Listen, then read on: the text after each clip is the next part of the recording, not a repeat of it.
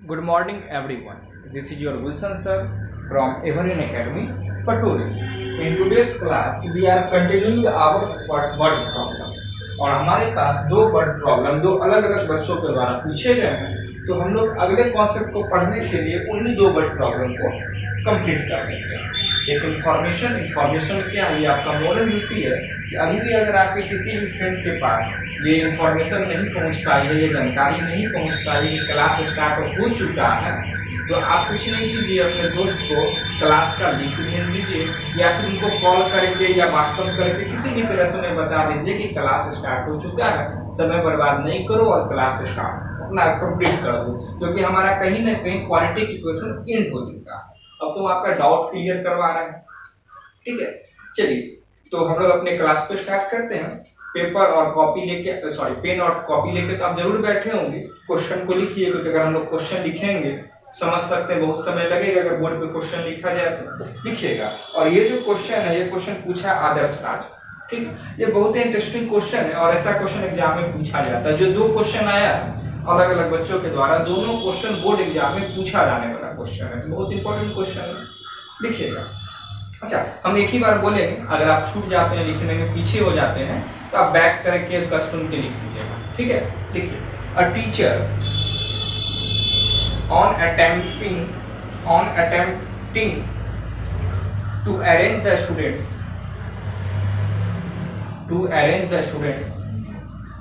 for mass drill in the form of a solid square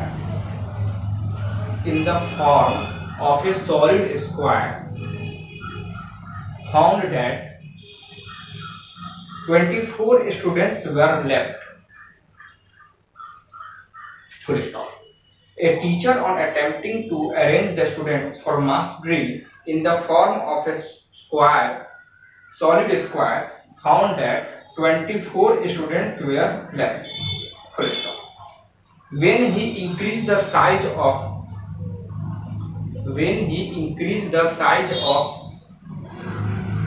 the square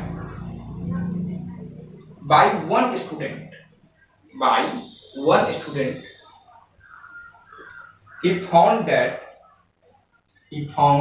that he was short of 25 students. He was short of 25 students. Full stop. Find the number of students.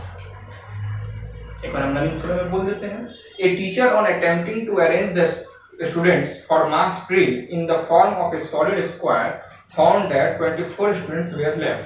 Full stop. When he increased the size of the square by one student, he found that he was short of 25 students. Full stop. Find the number of students. अच्छा, एक बार question का हिंदी बोल देते हैं उन बच्चों के लिए जो हिंदी मीडियम से हैं। देखिए, क्वेश्चन क्या कर रहा है, एक शिक्षक है जो प्रयास कर रहे हैं मास ड्रिल में। मास ड्रिल का मतलब कुछ ऐसा नहीं होता है सावधान विश्राम जो हम लोग 26 जनवरी 15 अगस्त को करते हैं, उसका शुद्ध हिंदी हमें नहीं पता है, इसी का ऐसा बोल रहे हैं। तो उस पर्पस के लिए बच्चे को अरेंज कर रहे हैं, और अरेंज कैसा करना चाह रहे हैं, तो वर्ग के आकार का करना चाह रहे हैं, स्क्वायर के आकार का करना चाह रहे हैं, ठीक है। और जब वो स्क्वायर बनाते हैं तो 24 बच्चे उनसे छूट जाते हैं, मतलब 24 बच्चा उसमें आ ही नहीं पाता। अब क्या करते हैं कि स्क्वायर का साइज एक विद्यार्थी से बढ़ा देते हैं। बताएंगे कैसे क्यूबिंग होगा। तो उनको 25 बच्चे कम पड़ जाते हैं, कि 25 बच्चा और होता तो उनका स्टोरी सेट हो जाता। तो फिर पूछा जा रहा है कि बताइए टोटल कितने विद्यार्थी हैं।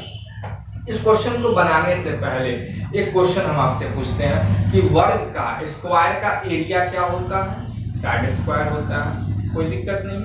अब यार ये क्वेश्चन को पहले अपन समझाते हैं। सपोज करो ये स्क्वायर,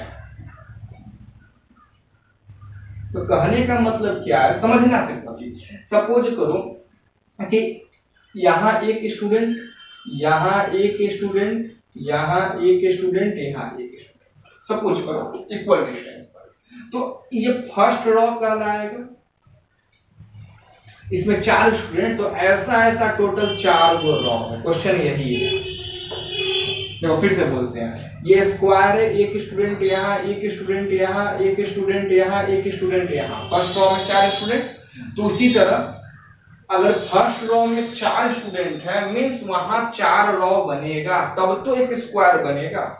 अगर विद्यार्थी की संख्या, रो की संख्या आगे पीछे हो गई तो क्या होगा, रेक्टेंगल शेप बन जाएगा। इसका मतलब एक यहाँ होगा बच्चा, एक ठीक इसके पीछे, ठीक इसके पीछे। 26 जनवरी को हम लोग देखते नहीं है डीडी न्यूज पर, या फिर हम लोग अपने जो अनुमंडल पे कार्यक्रम होता है वहां देखते हैं, या फिर डिस्ट्रिक्ट लेवल पे जो कार्यक्रम होता है फ्लैग होस्टिंग के टाइम, हम लोग को इसे दिखाई पड़ता है। ये स्टोरी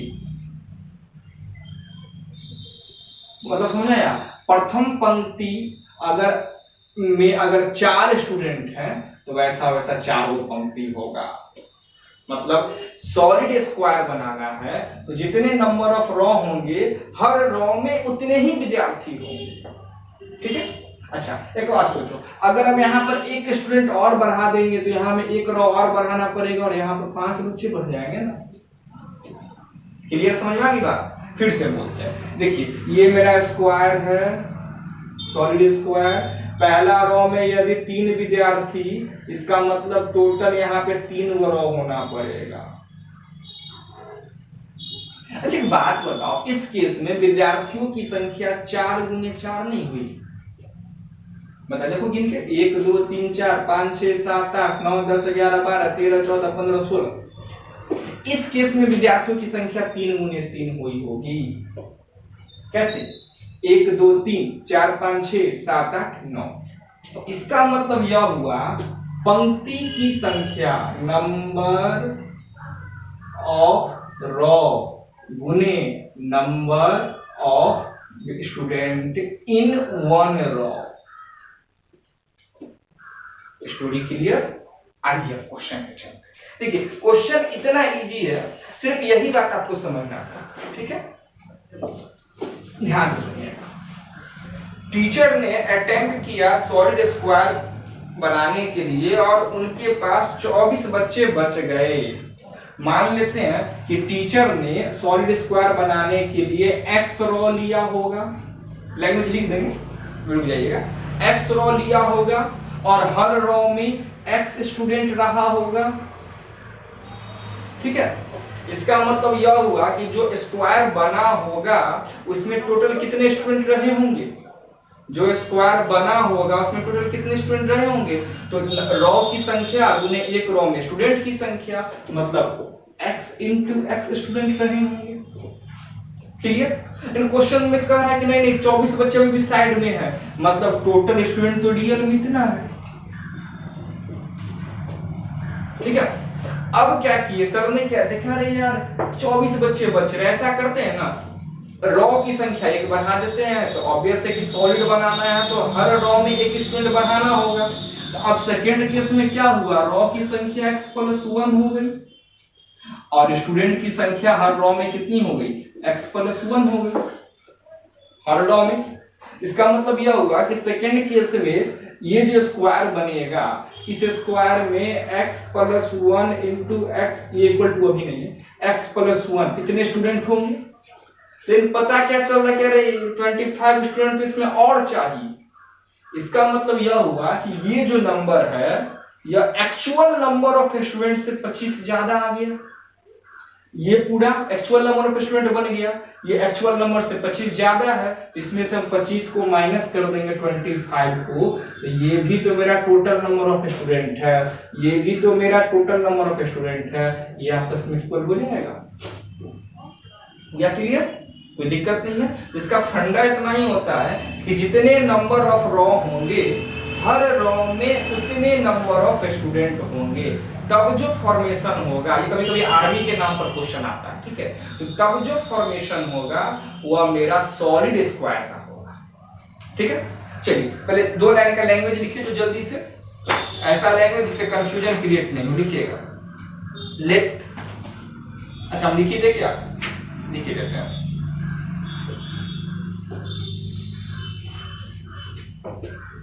लिखिए देते हैं। माना कि आप लोग लिखिएगा हिंदी में, लेट द नंबर, माना कि पंक्तियों की संख्या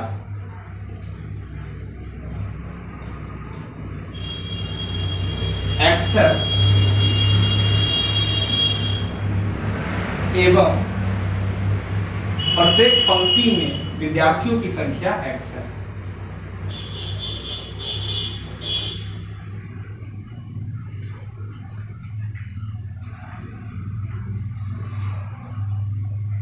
अकॉर्डिंग टू क्वेश्चन।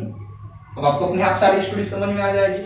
क्या बनेगा, x रो, हर रो में x स्टूडेंट, इसका मतलब x स्क्वायर टोटल स्टूडेंट हुआ, एक स्क्वायर से ये मेरा क्या है, इसमें मेरा क्या स्टोरी हुआ है, 24 स्टूडेंट बच गया है। तो अगर इसमें 24 स्टूडेंट ऐड कर देंगे तो टोटल नंबर ऑफ स्टूडेंट पता चल जाएगा।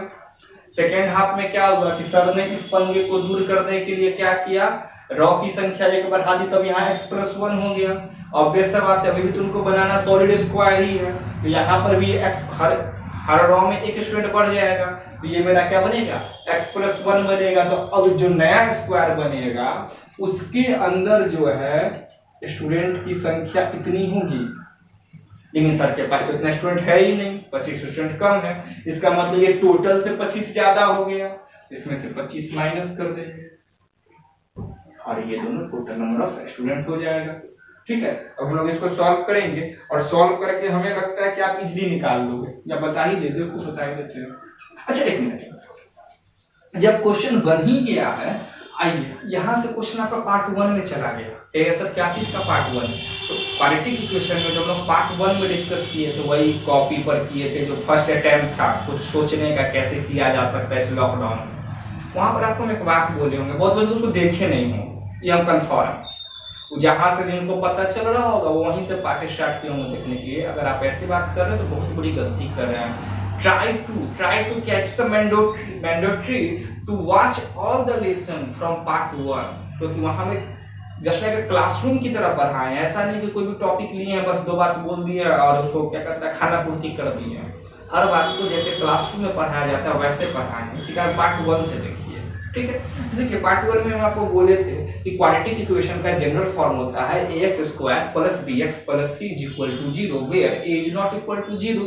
और ऐसा नहीं कि कोई भी इक्वेशन को देख डायरेक्ट कर दे कि हाँ आप क्वाड्रेटिक इक्वेशन हो, नहीं आप तो क्वाड्रेटिक इक्वेशन नहीं हो, ऐसा डायरेक्ट देख के नहीं बोलेंगे। जैसे ये क्वेश्चन, अब जो कहेगा सर x² है तो क्वाड्रेटिक इक्वेशन है, ऐसा कोई दिमाग में रखा हुआ होगा तो इसको कहेगा सर ये तो मेरा क्वाड्रेटिक इक्वेशन है, लेकिन रियली में यह क्वाड्रेटिक इक्वेशन बचा ही नहीं। आएगा समझ में? तो एग्जाम में आपका 1 मार्क्स क्वेश्चन आ सकता है कि चेक कीजिए क्वाड्रेटिक है या नहीं है, तो ये क्या क्वाड्रेटिक बनेगा? नहीं बनेगा। क्यों नहीं बनेगा? आइए तो हमको इक्वेशन सॉल्व ऐसे भी करना ही, हमें पता चल ही जाएगा। x² + 24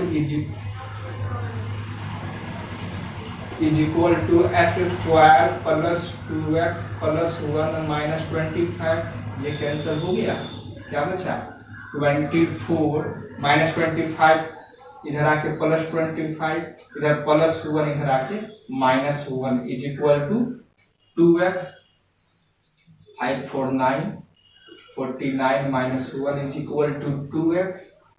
इसका मतलब x इज इक्वल टू 48/2, मतलब 24 स्टूडेंट टोटल है। अच्छा 24 स्टूडेंट्स और साथ में क्या हमें पता चल रहा है कि वहां पे 24 नंबर ऑफ रॉ भी है। पहला बार जो सर ने अटेम्प्ट किया था उसमें स्टोरी क्लियर हो गया, कोई दिक्कत तो नहीं है? नहीं। अब हमसे क्या ये पूछा है, आप समझना ध्यान से, बड़ा इंटरेस्टिंग बात, क्या हमसे ये पूछा है कि एक रॉ में कितने स्टूडेंट हैं? क्या हमसे ये पूछा है कितने रॉ हैं? हमसे तो क्वेश्चन है पूछा कि टोटल नंबर ऑफ स्टूडेंट बताइए। बच्चा लोग यहाँ पर भी गलती करता है। ठीक है, तो हमारा जो टोटल नंबर ऑफ स्टूडेंट है या तो ये है या फिर ये है, therefore total number of students is equal to 24² + 24, मतलब 576 + 24 इज इक्वल टू 600। यहां से भी अगर आप कीजिए 25 2 625, 625 में से 25 माइनस हो गया, बचा 600। जब हमसे क्वेश्चन में ये पूछा कि विद्यार्थियों की कुल संख्या कितनी है। अच्छा यहाँ पर एक और क्या बोल रहे थे, यहाँ से देखने में क्वाड्रेटिक इक्वेशन लगता है, मतलब it seems to be a quadratic equation, but actual fact is that it is not a quadratic. क्यों? जैसे हम फर्दर स्टेप में सॉल्व की लीनियर इक्वेशन बन गया। ठीक है। हमें उम्मीद है कि आपको फर्स्ट बार में सारी बातें समझ में आ गई होगी। फिर भी अगर नहीं समझ में आया होगा तो आप वीडियो को स्टॉप करके और उसके बाद फिर पीछे से देख लीजिएगा, ठीक है, मतलब बैक करके देख लीजिएगा। आपके पास ये प्लस पॉइंट अभी बहुत अच्छा है। कोई भी क्वेश्चन नहीं समझ में आया उसको सर को अपनी उंगली पढ़ना चाहिए, आगे कीजिए पीछे कीजिए, सर को आगे कीजिए पीछे कीजिए, अपने वीडियो को थोड़ा आप प्ले आप फॉरवर्ड कीजिए बैकवर्ड कीजिए, जैसे करना है वैसे करके बार बार देखिएगा। हम लोग नेक्स्ट क्वेश्चन पे चलते हैं। नेक्स्ट क्वेश्चन पूछिए अर्पिता सिंह ने, और यह क्वेश्चन 2006 में आया हुआ है बोर्ड एग्जाम में, ठीक है। हमारे पास ओल्ड एडिशन का बुक इसी वजह से 2006 लिखा हुआ है, आपके पास न्यू एडिशन का बुक होगा तो लेटेस्ट का ईयर लिखा हुआ होगा। क्वेश्चन लिखिए, जल्दी लिखिएगा। A two digit number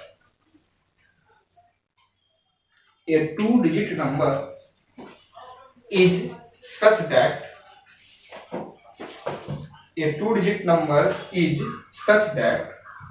the product of its digits is 18. The product of its digits is 18. Full stop. When 63 is subtracted from the number, comma, the digits interchange their places. Full stop. Find the number. एक बार running में बोल देते हैं। A two digit number is such that the product of its digits is 80. Full stop.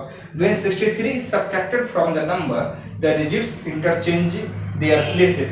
Find the number. अब सुनिएगा, ऐसा question आपको linear equation into variable में भी पढ़ना है, क्वाड्रेटिक इक्वेशन के भी वर्ड प्रॉब्लम में है, ठीक है।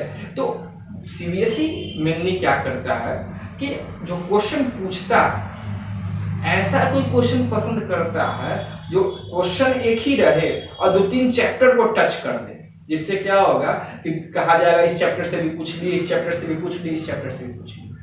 और इस सीरीज में ये जो क्वेश्चन है इस सोच में बहुत सटीक बैठता है। इसी वजह से आप गौर कीजिएगा कि लगभग हर साल बोल रहे हैं आपको वर्ड प्रॉब्लम 2 डिजिट नंबर से मिल रहा है, क्योंकि यहाँ पर क्वेश्चन लिनियर इक्वेशन के अंदर भी चला जाता है और क्वाड्रेटिक में भी चला जाता है। क्या अभी आप क्लास 10th में तो आपको ये सब बताने की कोई आवश्यकता नहीं होगी, 2 डिजिट नंबर क्या होता है, यूनिट प्लेस क्या होता है, टेंस प्लेस क्या होता है, सब कुछ भी बताने की जरूरत नहीं पड़ेगी। हम लोग डायरेक्ट क्वेश्चन पर आते हैं। देखिए तो हम क्या करते हैं कि टेंस डिजिट को आप लैंग्वेज पूरा लिखिएगा।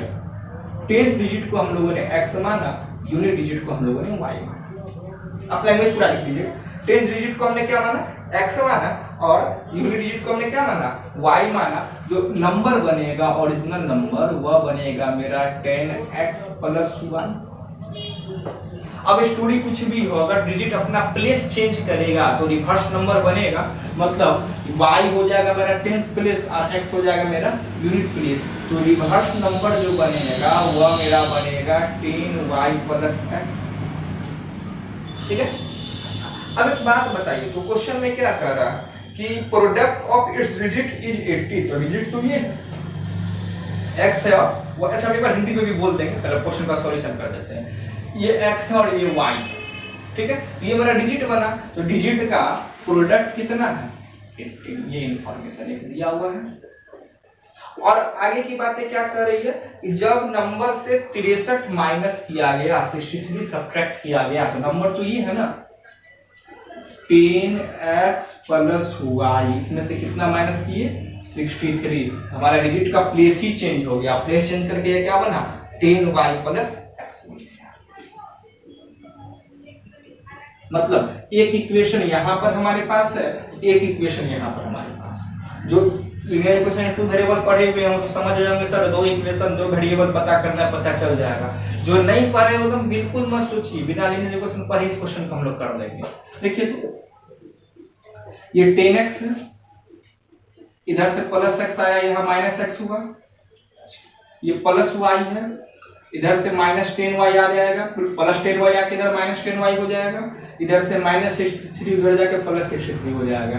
ये हो गया 9x - 9y = 63। 9 कॉमन ले लेंगे तो यहाँ x - y, जो 9 कॉमन आया 9 डिवाइड में जाएगा, 63/9 7 बन जाएगा। कोई दिक्कत? अच्छा एक बात याद रखिएगा, क्या करें किससे बता दें, क्वेश्चन ही लगा दी लीनियर इक्वेशन। अच्छा काम करो लगा ही देते हैं। एक बात याद रखना, ये मेरा इंपॉर्टेंट हो गया, इसमें डबल टिक मार देता हूँ। इक्वेशन का नाम नहीं लिखे तो आप लिखते चलिए। एक चीज हम लोग पढ़े हुए हैं और हमने कई बार बोला, आप लोग ध्यान में रखिएगा, x + y whole square minus x minus whole square equal to 4xy। Equality जाएगा तो बहुत लंबा हो जाएगा, फिर दिमाग लगाना पड़ेगा, तो उसको स्किप कर दीजिए। अब देखिए x + y होल स्क्वायर तो हमें पता है ही नहीं, तो ये x + y होल स्क्वायर होने देते हैं, minus x minus y whole square मतलब 7 स्क्वायर, 4xy, xy का value 80 means x + y whole square is equal to 72 + 49, 7 square 49, 9 2 11, 7 4 11 और 1 12। अब ये सर प्लस माइनस नहीं दीजिएगा, प्लस माइनस दोनों होगा, हमने सिर्फ प्लस को ट्रीट किया इज इक्वल टू 11। मतलब हमारे पास हुआ x + y is equal to 11, एक है हमारे पास x minus y is equal to 7।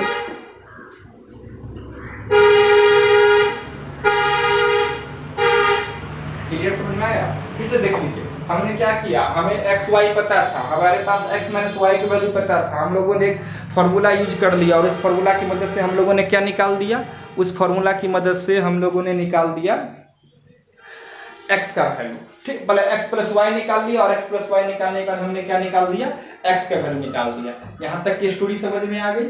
चलिए, अगर आपको इतनी स्टोरी समझ में आ गई है तो हम लोग आगे बात करते हैं, और आगे बात करके हमें y पता करना है। ठीक है, अच्छा एक बात और सोचिए, x का वैल्यू कभी भी 10 तो हो ही नहीं सकता, 11 12 तो दूर की बात है, क्योंकि डिजिट माने हैं, और डिजिट मेरा क्या है 1 2 3 4 5 6 7 8 9, और कभी कभी जीरो को भी डिजिट मानते हैं स्पेशल केस में, लेकिन इतना ही ना आंसर आता है, हम लोग सही चल रहे हैं। चलिए x के वैल्यू 9 आया, यहाँ पर x का वैल्यू 9 रखिए, देखिए तो क्या बनेगा ये मेरा 9 minus y is equal to 7, मतलब 9 minus 7 is equal to y, मतलब y इज इक्वल टू 2 बनेगा।